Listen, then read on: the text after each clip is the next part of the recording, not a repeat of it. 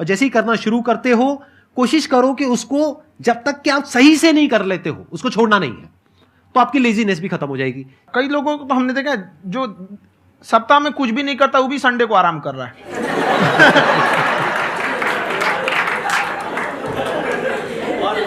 वैसे कहा भी जाता है कि अगर कोई काम आपको करवाना है ना तो ऐसे किसी इंसान को दो जो बिजी है। हाँ। ऐसे आदमी को मत दो जो खाली है। ये परफेक्ट एग्जाम।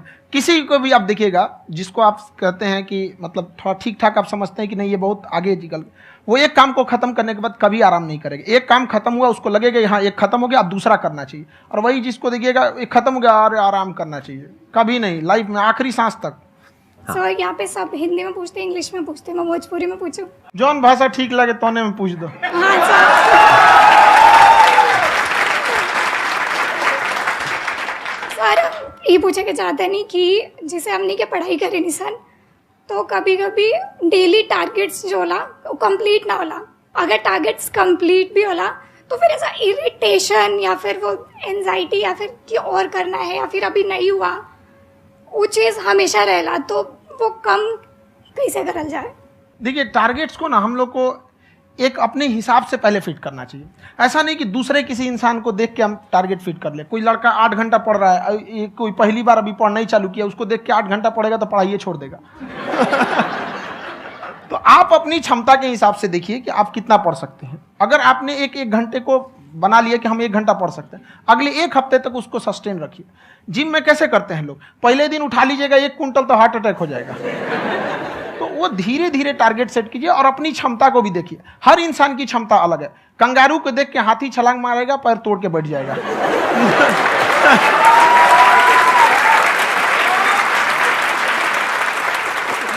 अब संदीप सर का मोटिवेशन देख के इसका मतलब क्या कि ट्रेन के आगे खड़ा हो जाएंगे, ढकेल देंगे तुमको। हालांकि ऐसा कर देते हैं, लेकिन ऐसा करिएगा लोग नहीं, क्षमता पता होना चाहिए।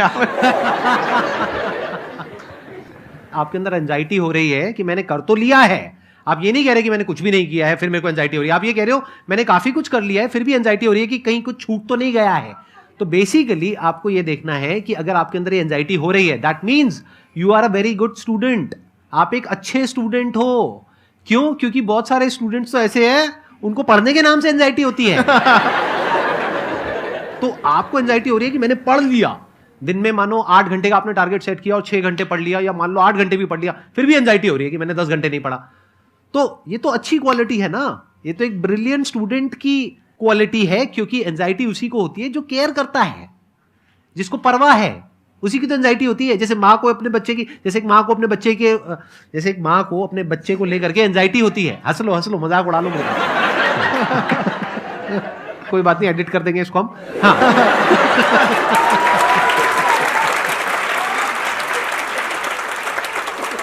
जैसे एक माँ है, उसको अपने बच्चे को लेकर के एंजाइटी होती है, थोड़ी सी भी तबीयत खराब हो जाए उसको एंजाइटी होती है, चाहे बच्चा ठीक भी है, डॉक्टर को नहीं होती है। क्यों? क्योंकि माँ को उस बच्चे से प्यार है। तो दैट मीन्स कि आप अपनी पढ़ाई को लेकर के सीरियस हो, इस वजह से आपके अंदर एंजाइटी हो रही है, विच इज नॉर्मल। जहां पर प्यार मोहब्बत होती है वहां पर थोड़ी बहुत एंजाइटी तो होती ही है ना। समझ रहे हो ना मैं क्या कहना चाह रहा हूं? आप लोग समझ रहे हो ना मैं कहां जा रहा हूं? जब वो किसी और से बात करती है तो एंजाइटी होती है ना।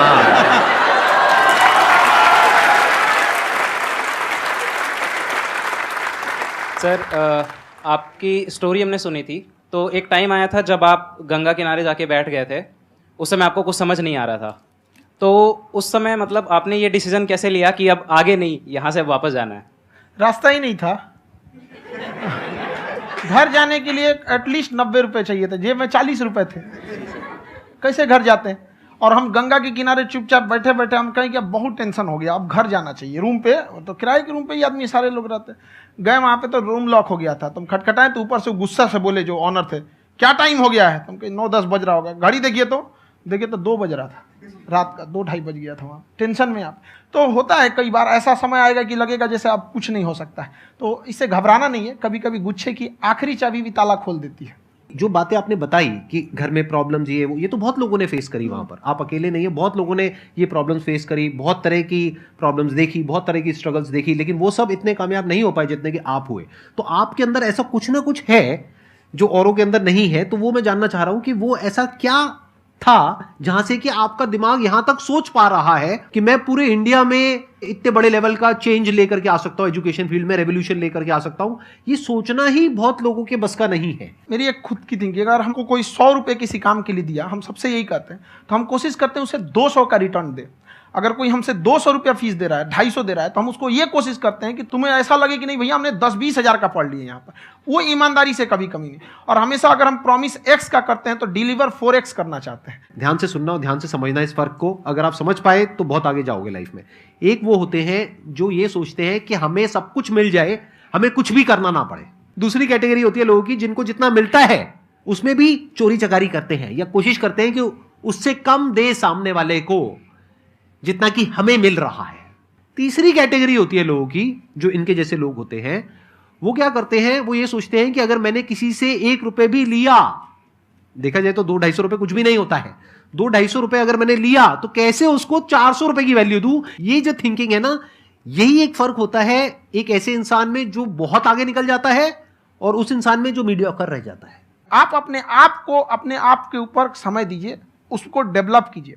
जब आप अपने आप के ऊपर खर्च करते हैं तो आने वाले समय में लोग गूगल पे आपको सर्च करते हैं। क्या बात है सर, ये आपने अभी बनाया है या ये कोई पुराना आपका वो है? बनते रहता है इसे, फ्लो में बन जाता है। आपके अंदर ना सर एक कवि छुपा हुआ है कहीं ना कहीं, जो बाहर आना चाहता है। कभी ना कभी आपने सोचा होगा कुछ? हाँ, कभी कभी देखिए, एक चीज है, संगत का बहुत अच्छा असर पड़ता है। ये चीज को हमेशा, संगति का मतलब लोग हल्के में ले लेते हैं। संगति का मतलब होता है संग संग गति। तो अच्छे लोग के साथ रहेंगे तो संग संग अच्छी गति होती जाएगी, खराब में रहेंगे तो ये भी होता है। बट अपने आप को थोड़ा सोचना चाहिए कि हम केवल जी के मर जाएं इसके लिए नहीं आए हैं।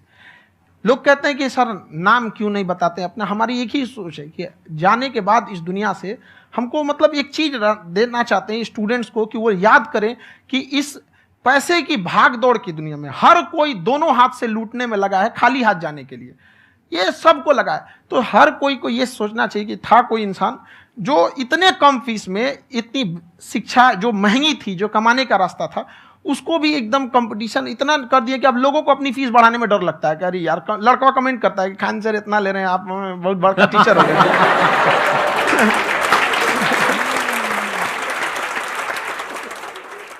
खान सर की एक क्लिप है, ये समय और समझदारी में बहुत फ़र्क होता है।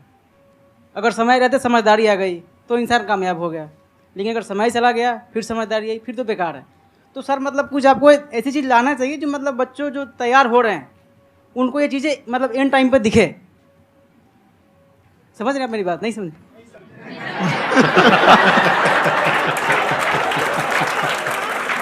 यही होता है सर का मोटिवेशन ज्यादा हो जाता है। जब आप स्ट्रगलिंग फेज में हैं तो कम से कम चीजों को अपने ऊपर खर्च कीजिए, ज्यादा से ज्यादा सीखने में खर्च कीजिए। अगर आपको राजा बनने का शौक है तो गुलाम की तरह मेहनत करना सीखिए, तब राजा बनना।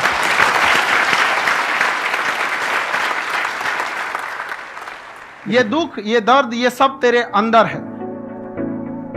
तू अपने बनाए इस पिंजड़े से बाहर निकल के देख, तू अपने आप में एक सिकंदर है।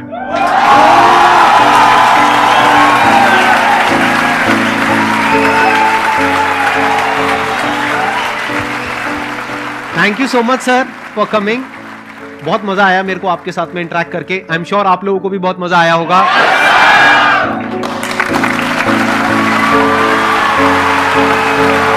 Thank you so much ji.